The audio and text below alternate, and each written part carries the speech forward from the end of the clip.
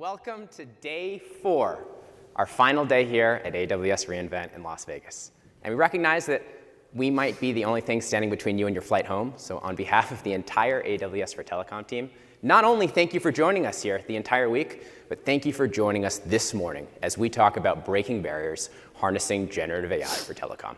I want to start with a quick round of introductions. My name is Robbie Belson. I'm a senior SA, and I want to introduce my fantastic colleagues. My name's Andrew Young. I'm a software developer on the Telco prototyping team. My name is Kenise Mahdi. I just recently joined AWS as Director of Technology for Telecom. So we got a lot to unpack here. Let's get started here. We want to unpack breaking barriers, but before we do so, I want to tell you a little bit more about AWS for Telecom. For those of you who haven't had a chance to work with us of late, we have the unique privilege of working with telecom operators, customers, and partners in 5 continents as we work backwards from their challenges around transforming telcos, reimagining consumer experiences, and digitizing industries. So we get to cover a whole lot. And some of you may have heard from our general manager, Shivas Nambiar, earlier in the week, how our customers have been leveraging the transformative potential of the likes of generative AI, network APIs, and 5G as a whole to transform every facet of life, from boosting developer productivity, streamlining network operations, and even improving customer experience. But what you might not have thought of today is we were going to talk about digital inclusion. You might be asking, why AWS? Or even a better question, why AWS for telecom? Allow me to explain why. From an AWS perspective, some of you are familiar with our leadership principles. They govern our behavior each and every day and are central to our core ethos. And one of the leadership principles you probably haven't heard about a lot is success and scale brings broad responsibility. That responsibility is to our local communities, the planet, and as Kenise talked about earlier, our future generations. And that starts with digitally inclusive technology and digitally inclusive programs. Look no further than our AWS AI and ML scholarship program, our recently announced AWS Digital Equity Initiative that was just launched by Swami, $100 million in technical resources to the future of digitally inclusive learning applications. That's just the start. And we thought from an AWS for Telecom perspective, telco is central to connecting communities, to accessing the very inclusive tech that's being created. So we felt that not only do we have the opportunity, but we have the obligation to play a role in shaping the future of digitally inclusive tech. And that's exactly what we're going to do here today. We're going to break down how we came about, the origin story behind this Breaking Barriers program.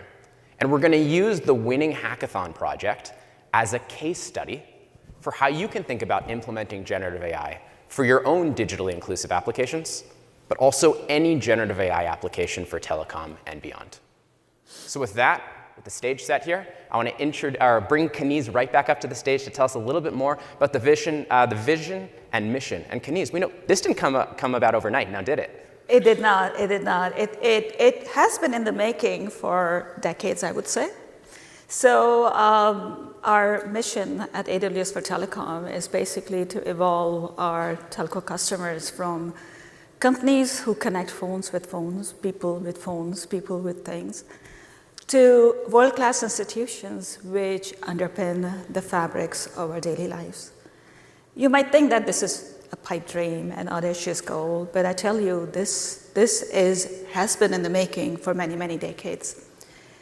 From the invent of the internet, all the way to the mobile broadband giving compute in my hand, in the hands of the masses, to the rise of the hyperscale globalizing the internet, and finally the satellites coming over and basically connecting the unconnected.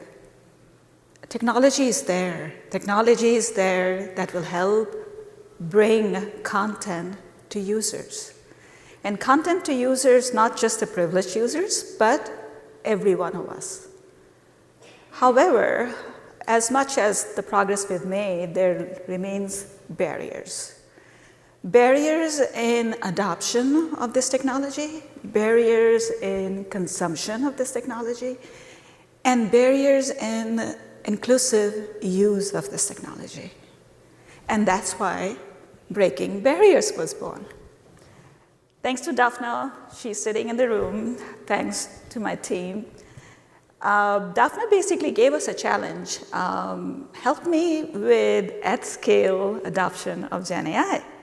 And we were like, yeah, we can help you there, but why don't we all come together to help solve this society at large problem? How do I enable each one of us to consume and be able to adopt and monetize things that I own? For example, I'm from Pakistan, and it breaks my heart that I have all the amenities around me. I'm able to make the best, most effective use of that tech.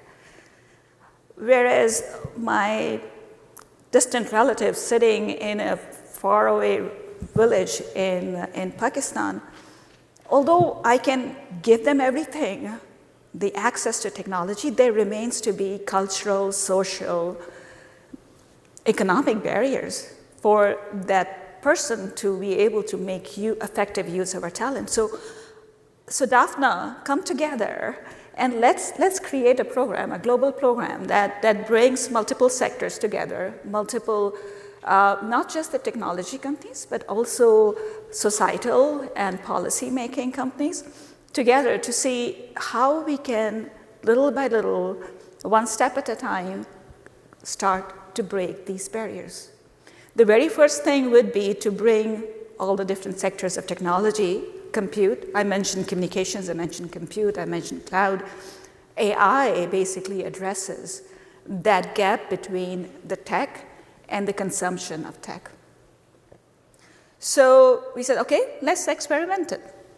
And we put together a team. The video that you saw is the hackathon, our litmus test, basically.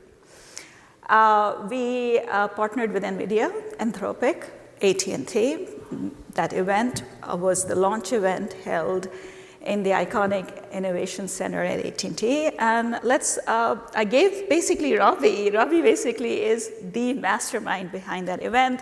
Robbie and Andrew was the two people who made it happen. And that's why you see the three of us here on the stage. So I'm going to be inviting Robbie to walk me through the thought process of how the genesis of the hackathon, the genesis of the breaking barriers, and then let's get into the details of it. Absolutely. Let's jump ahead to a quick picture we want to put on the screen here. You might recognize some familiar faces. I think this just goes to show the scale that we certainly never thought possible when we were thinking what a digital inclusion hackathon might look like. We thought good might look like 50 to 60 folks in Dallas. We build one solution that resembles that of a POC, and we identify commercialization tactics later and figure out what that use case might be. And we were surprised to find that in just 72 hours, there were more than 30 projects developed that were ready. They were delivered. We have artifacts that are open source and published. We had 500 registrations. We had to say, hey, sorry, we have no physical space to house you for this first event. So we could never have foreseen the scale. And Kaniz, along that line of thinking, what surprised you most about this first event? Yeah, so what surprised me the most, and it was a very, very nice, pleasant surprise, me being very new to Amazon, was that the ease of use of our toolkit. So there were how many teams? Maybe 34 teams. 34 teams in the room. And a quite majority of them were the first-time users of Amazon Cloud Console. So they came in and they created, it was basically the hackathon ran over a weekend. We started on Friday and the event ran through the weekend, and the assessment was on a Monday. They came in, they created their accounts, and some of the snippets that you saw here were the most, I should say, the most successful in the progress that they made during the weekend. And the biggest surprise of the day was basically AT&T. So that we had the CDO, Chief Data Office, of the AT&T sitting with us, hacking together with the students and the experts. And one of their teams basically created such a compelling product over the weekend. They did not even have, as you may know, they are a Microsoft shop. They did not even have an Amazon account. The team created the Amazon account, and they came together with a healthcare problem that had to be solved. They created the healthcare app within a matter of 3 days. On Monday, when they were presenting it, I tell you, I have a very, very high bar on assessing technology. And when I saw it, I'm like, when can I take it to market? So that was the status. That was the quality of the product that they came together just in a matter of how many? 48 hours, maybe? Only 3 days. And it wasn't just enterprises that participated, it was the students, right? Kaniz, I know, the that was another surprise, yeah. So including the students in the event was a decision we made with a little bit of a hesitation. There was a little bit of a risk that we were bringing into the program, but we wanted to create a community that helps us not only instill the outside-in creativity, but also help us build a bridge to the future to help us prepare the talent that will take us to the future. So reluctantly from some, and then some others very, very convicted, no, we have to make it happen. We brought the students, and rightfully so. I think that was the best decision that we made for the hackathon, because the most creative applications came from the students, so much so that the winning app was a student app. The students basically, they brought in the perspective of the user. Customer comes first, always walk backwards from the customer. And that walking backwards from the customer perspective was basically what the students brought to us. So they brought in applications that were specific to media or entertainment or healthcare. But what really won the hearts and minds of the people in the room was an education learning app. And the app basically, it senses your preferences, it senses your needs, and it adapts itself and presents you the mode of learning that suits you the best. And that is the Learn AI app that we will be showcasing here. Maybe, Robbie, you can walk us through the specifics of what Learn AI is, and then Andrew will walk us through the details. And then the next step is that we don't stop there. Learn AI basically is something that has already been open sourced. So the code is available on GitHub. The next step is, how do I scale these little nuggets and these artifacts that I'm building through these initiatives? And Andrew is going to walk you through, along with Robbie, on what are we doing to scale up these Gen AI applications. And that's going to be the real juice here for you to enjoy. So with this, Robbie, in your hands. Absolutely. So we jump ahead to the next slide here. We're going to get ever more tactical. We're going to walk through the winning application. For those tuning in virtually after the fact, shout out to Tusif, Mohammed, and Manvir to your winning app. We're so grateful you're able to join us in person. Various learning styles. You might be visual learner, auditory learner, kinesthetic learner. And typically today, if you're consuming, say, a textbook in a university, there's only one way to learn. Any online platform isn't catering to your unique learning style. That, of course, has a tremendous impact on your ability to retain information and succeed in that given course of study. So the Learn AI team said, if we can prompt you for how you learn, we can tailor the learning style to you. And that learning style today, if you've had a chance to play with popular learning tools, there might be some fun game to help you with retention and comprehension. But it's not based on your learning style, so they made it dynamic, dynamically rendering games to help you learn. And we want to show you the app in action. Andrew? Right. So I'm going to be advocating on behalf of the Nexus team here, but this is the Learn AI application. And what you can see is that there's 3 key ingredients that come out of this. The first of them is user-level personalization through this form and your user profile that helps understand what your learning needs are. The second is the ability to upload a document. And then the third is to be able to have a text-based chat that tailors it according to your learning needs. And the real special sauce that I think helped the Learn AI team get really far in this hackathon was that they went a step further. This isn't just an application that takes your document, generates a summary about it, and sends you on your way. It's also something that generates a dynamic game, which we're going to see come up in just a few seconds here. So when it generates this text here in the top right, this is your summary of the document, which is tailored fully to your learning style.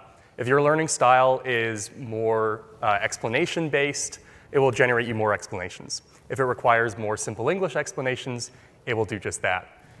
And then also generated based off the content of your textbook that you upload is a game here, dynamically generated and rendered in the browser that allows you to test your knowledge and understanding. And all of these questions are generated by generative AI. Moreover, it also caters to the specific learning needs that you might have. For example, you might need audio input or audio output if you are hard of hearing. And it provides you that custom tailored experience that whether it's a textbook or another type of document, you can really dig deep, dive deep, learn and understand the content of that document in a very interactive and personalized way. But it's not just textbooks. Robbie? Absolutely not. We believe this is, as we mentioned, a case study for any digital inclusion application, because the document that you could be seeking to retain could be telco-oriented. It could be a 3GPP release. It could be an ORAN spec. It could be a IETF request for comments around HTTP3. It could be a GitHub repo that you stumbled upon with ONAP and beyond. Whatever that document ends up being, Learn AI can ingest that and help you retain it. So much so, as anecdotal evidence to the compelling value that Learn AI provided, we had a Twitch stream, a developer program where we highlighted the winning application. 200,000 people joined in.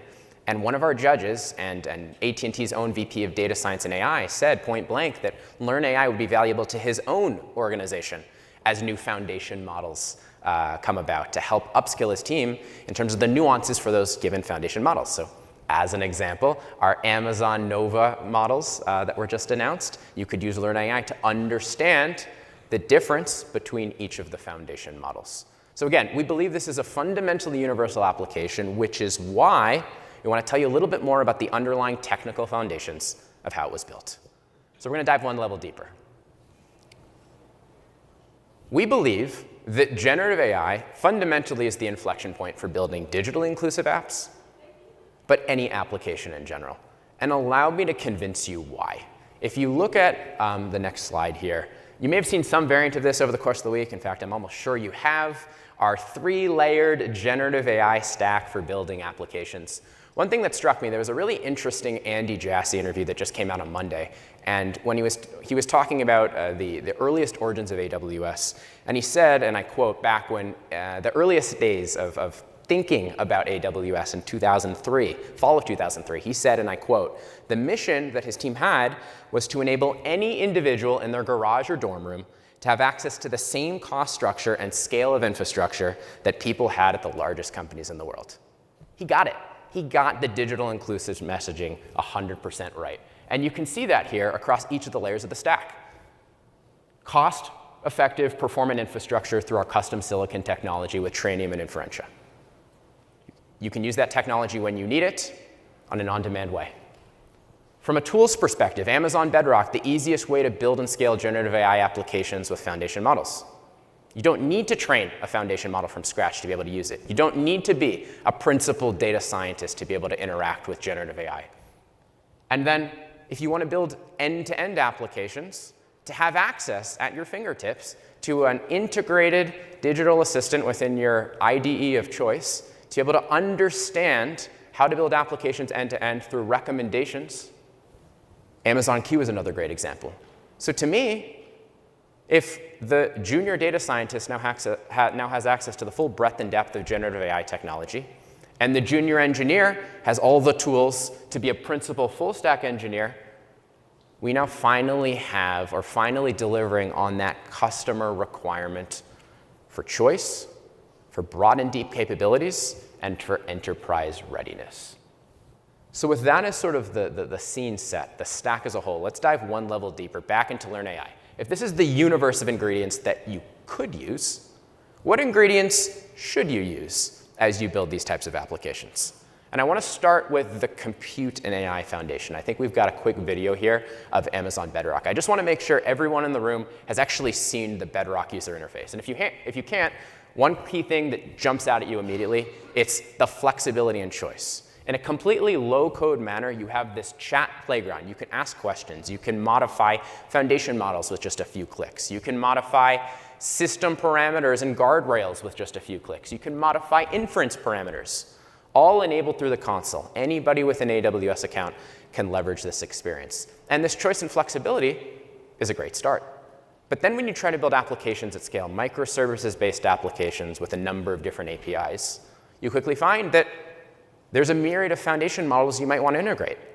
Some from Amazon Bedrock, some from Amazon SageMaker Jumpstart, others third-party models, perhaps outside of the AWS environment altogether. And in a traditional API environment, the API gateway pattern, as I'm sure many of you are aware, has emerged as a popular way to manage that discoverability and access and governance of APIs at scale. So customers rightfully asked us, could we apply the API gateway pattern to generative AI? And our answer is an absolutely resounding yes. But Robbie, it's not just models, it's also data. Absolutely. So there's 3 components here that we think are important. And we're going to prove it to you in a number of different ways. We're going to talk about the generative AI gateway through Amazon API Gateway, Amazon Bedrock, and a number of other core services. You've got the data foundation, and we'll use Amazon Data Zone as one such example. And then you have the application itself. Those 3 ingredients together is how Learn AI came to be about, or how pretty much all of the other 34 projects in our inaugural Breaking Barriers Hackathon came about, and what we believe to be the future building blocks for all digitally inclusive tech and beyond. So with that, let's talk generative AI gateway. Again, we're getting one layer deeper each and every time. We'll talk about the theory. Andrew will then build an end-to-end demo that he'll show you in the AWS console and the CLI. So generative AI gateway, there's 3 pieces. The API gateway, the middle box here, is perhaps the most obvious. That's the API interface. Requests come in. There's an identity layer that helps manage which foundation models you might have access to. And then it's also going to do things like content and responsible AI policy moderation. That's important. But then you also need things like a model abstraction layer. And you can think about this as a foundation model endpoint registry. We just mentioned you might have models everywhere. Bedrock, SageMaker, Jumpstart. You need a way to figure out where these models actually are. Is it an invocation to Amazon Bedrock? Is it a fully qualified domain name of some other API endpoint? You need a way to store all of that metadata. So now you have an API gateway, and now you have each of the respective FMs. Still missing one piece. And that's that playground interface. Much like you saw in Bedrock with that chat playground, you need an easy way for developers and users to easily discover and access these APIs. You need a feedback mechanism for hallucination. You need model cards to be able to tell you, hey, what do I have access to? You might even want to have a way for users and practitioners to do things like dedicated hosting for specific use cases that have stringent latency or performance requirements. Quota, rate limiting, et cetera. All of these features are critical to the generative AI gateway. And so Andrew, can you tell us a little bit more about the reference architecture and what that looks like? Of course.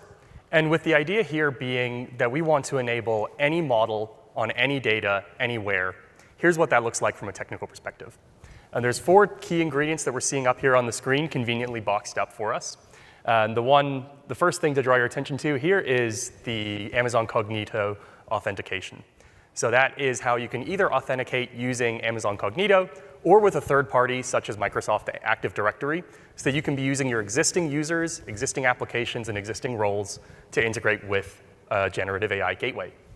We also have this core component here, which is the API gateway pattern powered by AWS Lambda, which is really the bread and butter that enables the gateway functionality and compute. So all of your requests are going to pass through that API gateway. They're going to use your Lambdas to do your authentication, and also to pull the data about your model and finally query it. And the data is coming from these 2 data sources here.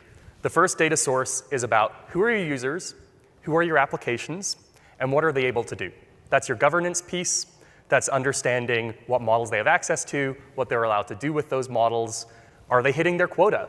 Are they behaving suspiciously? Are they behaving optimally? And then the second piece is that model database where we understand what models do we have access to. How much do they cost? How much latency do they have? And which one should we be picking for this specific use case? And now we understand that we get from this not only governance, not only cost control and logging and security, but also the ability to easily switch between models with minimal to 0 code changes. Imagine. And then also we can use that to power A/B testing. So as a result, we get this generative AI pattern which links up to our models. And this is Amazon Bedrock, this is Amazon SageMaker, but it's also third-party models that may live either on-premises or outside of the AWS cloud. And this makes it a really powerful pattern for us to be building generative AI applications that allow for all of those different features that we need to get the best performance out of them, with all of that model switching to any model, anywhere. And now let's talk about data.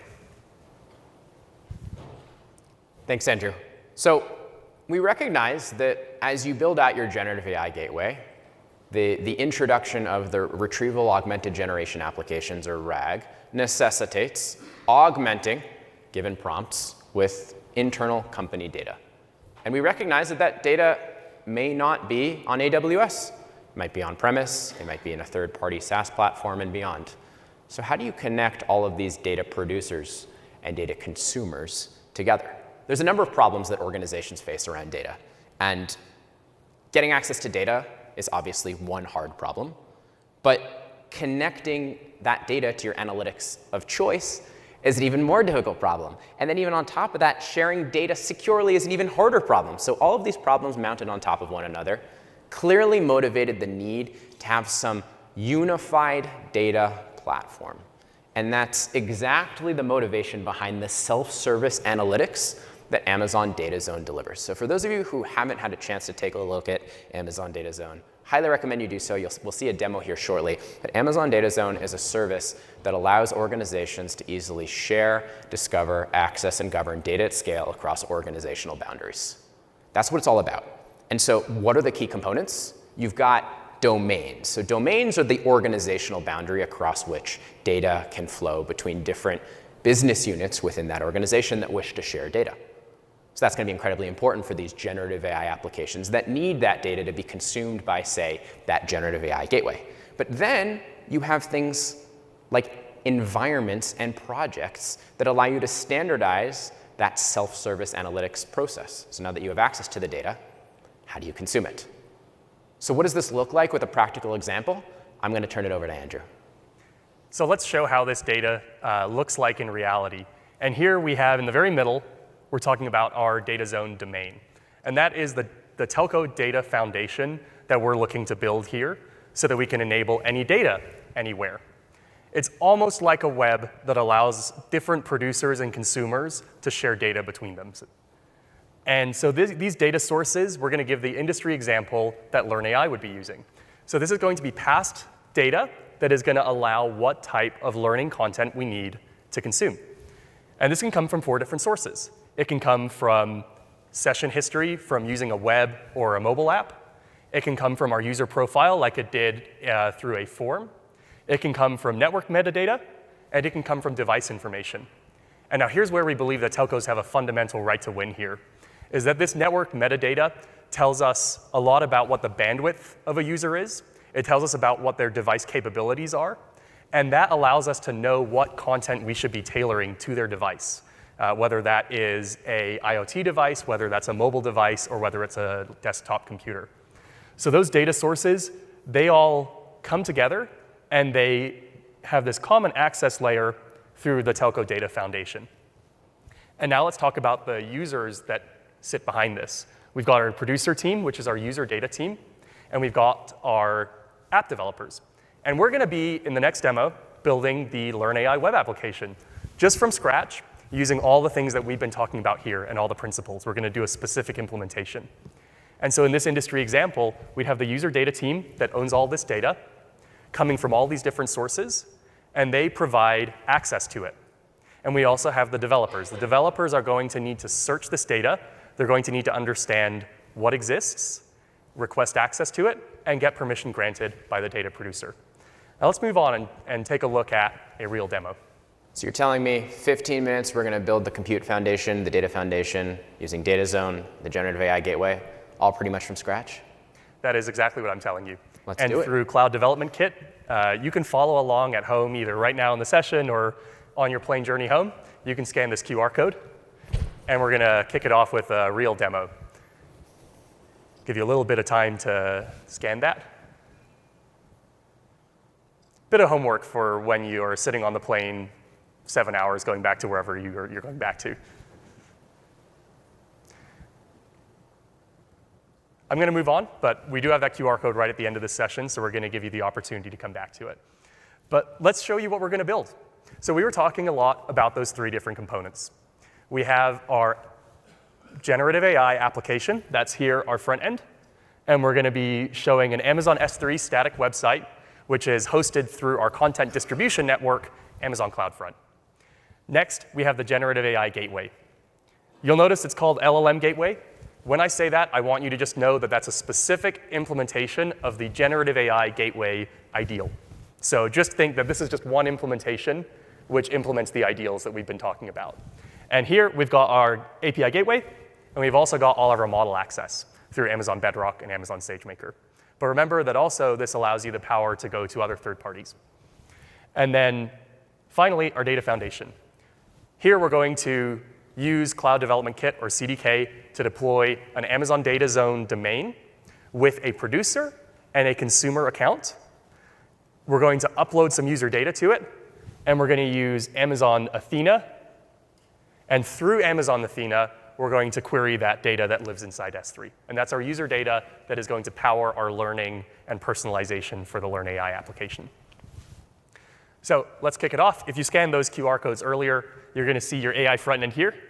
And this contains your data foundation, and it contains your front end.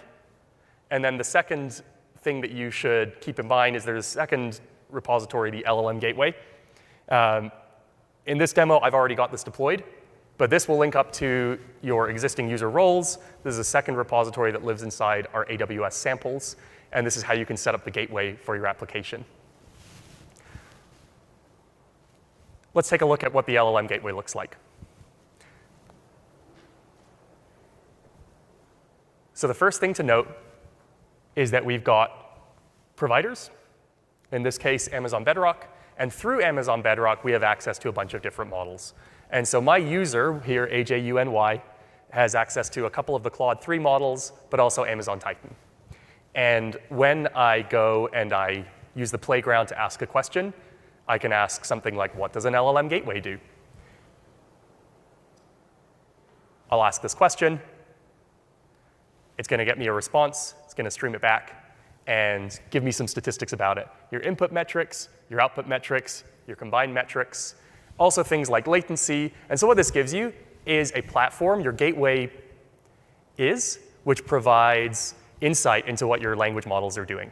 How long are they taking? How performant are they? And what should I be using? But we want to use this for an application. So the next thing we're going to have to do is make an API key. So let's name it something pretty convenient. Let's call it Breaking Barriers Reinvent. We're going to generate the API key, and then we're going to copy and save it, put it in our environment variables, and we'll come back to that in just a second. That's going to be useful to power our application. Now this key is linked to my user account, AJUNY, so it has all of the permissions that my user has here. And if this was for an application, it would have all the permissions of the application. This is just one way that we can authenticate ourselves against this account. We can then manage our API keys. We see the one that we created earlier just here. We gave it a nice, convenient expiration date so that it won't expire by the end of the session. And we can move on. And now we can manage model access for our user. So the Learn AI application relies on getting good personalized experiences. And one way we can do that in a telco environment is through, for example, fine-tuning a model. And this is something where we've worked with a lot of our customers in the telco space, even with SK Telecom, who have fine-tuned a model to be trained in Korean. And if we want to manage model access, this is how we can do it. So we can create our model access for our user, and then we can create our quotas for that user. As this is the power of the gateway coming into play, where we're getting what we need in terms of model switching to provide these personalized learning experiences. And we see that over the course of this session, I've used about $5, and I've still got 995, so that should be good for the rest of the demo. Now let's go on to the data zone piece. This is the Telco data foundation that we've been talking about, and this is how we can go ahead and use it. So we deployed this with Cloud Development Kit. Once you deploy the Cloud Development Kit, you can go to the AWS console. You can also use our CLI access, our command line access, or you can be using our APIs. But this is probably the most convenient way that most people are going to be interacting with it. And the first thing we want to do is we're building an app. So we're going to have to see what data sources exist. I'm playing the role here of an app developer. So I'm going to open up the domain. I'm going to see what data sources exist that might help me provide user learning. And conveniently, we only deployed just the one data set. So I'm going to go ahead and click on that, and I'm going to subscribe to that data set. What that's going to do is, for my role, it's going to grant that role access to the data if the producer grants me access. So I'm going to request the access for my consumer project. This is our Learn AI application. And we're going to say, hey, can the Learn AI application go ahead and use this data set? Now, this is something that often takes customers weeks or even months to get approvals for. And this streamlines the whole process. We've even set up auto approval. So if we just refresh our page, we're going to see that we've already had our subscription approved. And we can go ahead and open up Amazon Athena. This is what we're going to use to power our app. Through Amazon Athena, we can see our data source.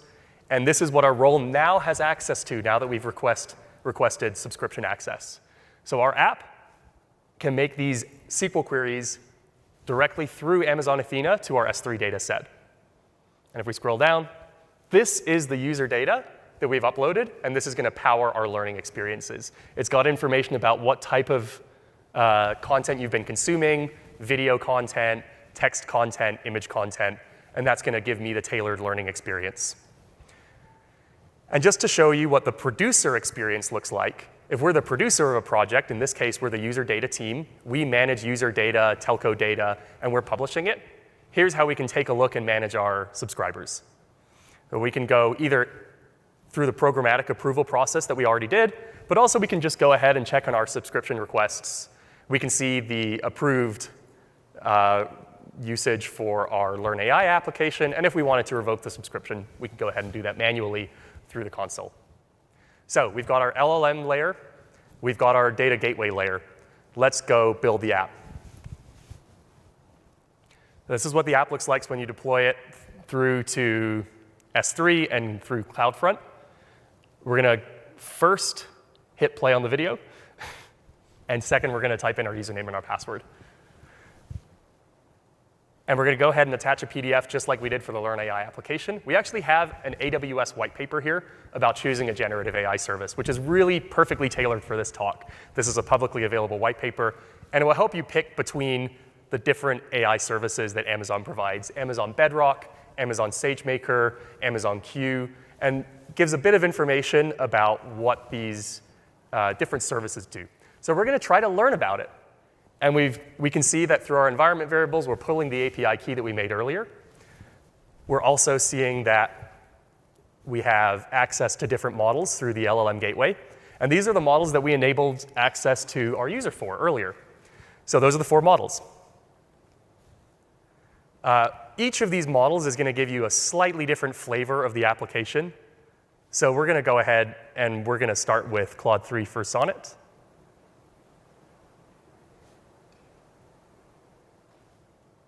And then we also see our users here. And each user has a very slightly different preferred learning style. These are the 5 users that we saw in our data set earlier. So the way that this is coming up is we're going through Amazon Athena, we're pulling our data, we're understanding there are 5 users, and then we're able to pull their learning data. That learning data helps us pick what our preferred learning style is. So for Daniel, it's going to be to provide a technical explanation, but if we switch our user to Andrew, it will be providing examples. And then if we ask for an explanation, we can see the data that was associated to Andrew that we're pulling from our SQL query to Amazon Athena.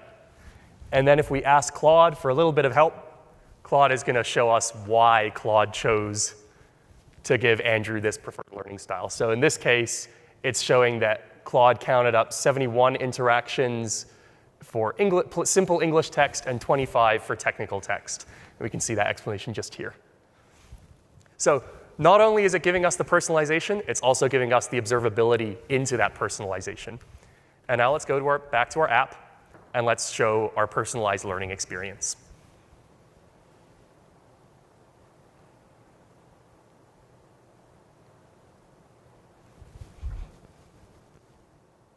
So we've got our document. We've got our user personalizations. And we can ask questions here on the left about our document. So just to kick it off, let's say, what's the document about in 1 to 2 sentences? That's going to use the document as context. It's going to tailor to my learning style, and it's going to give me an answer. We can also replicate the features of the Learn AI application that we had earlier. So if we scroll down here, we're going to see a summary of the file. So this is the chapter concept summarized. And again, if I just pause it for you here, you're going to see that it's tailoring to my learning style because it's giving examples for each of them. So hey, if you're building this, if you're deploying machine learning models or foundation models or specialized infrastructure, go ahead and use SageMaker. So it's taken my learning style and it's generating the chapter summary that we're seeing right here. And that's the same for all of the questions that we ask here on the left. So what we're seeing here is pulling together all of the concepts that we've had through the LLM gateway, through the data foundation, and through the Learn AI application, that when we ask these questions, we're able to get these tailored answers. And just to send it all home, here's our final question for our demo. When would we use Amazon Bedrock versus Amazon SageMaker? It's going to read the file, and it's going to give me a super detailed answer because Claude is lovely. And so based on the document, again, we've got our Bedrock, and it's tailoring to our learning style because it's giving specific examples right here. Fine-tuning, blah, blah, blah. Specific tools, specific examples. And the same is true for Amazon SageMaker. So that's our demo. All of this deploys in about 10, 15 minutes, but don't take my word for it. On the plane home, if you've got Wi-Fi, if you're lucky enough to have one of those planes that gives you Wi-Fi on board, that's good. Go deploy this. Go try it out on your own. And use our cloud development kit to set up that with infrastructure as code. And now that our demo's over, I'm going to hand it back over to Kaniz for some wonderful closing remarks.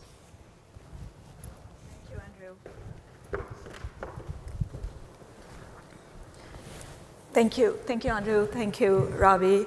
And thank you all for listening.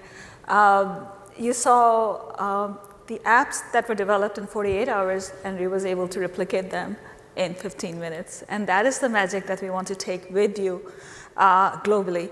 So it's all about breaking socioeconomic barriers. It's all about breaking physical and biological barriers and technology barriers to create a socioeconomic, equitable future for all. Next steps are basically, you heard about the data foundation. I'm super, super excited about the work that we will be doing in Telco Data Foundation. Imagine a web of data and imagine a web of models with multiple producers and consumers coming together and making it an equitable place for all of us. So we will be taking the breaking barriers globally across, of course, our ultimate customers and partners are the CSP, telco providers. So if you are passionate about solving a problem for humanity, if you are passionate about creating tech which is digitally inclusive, or if you are passionate about building something that you want to take to a global scale, come talk to us. You have the barcodes here. Reach out to us or just experiment with the assets that you find online. And let's talk and let's work it together. Thank you. Thank you all.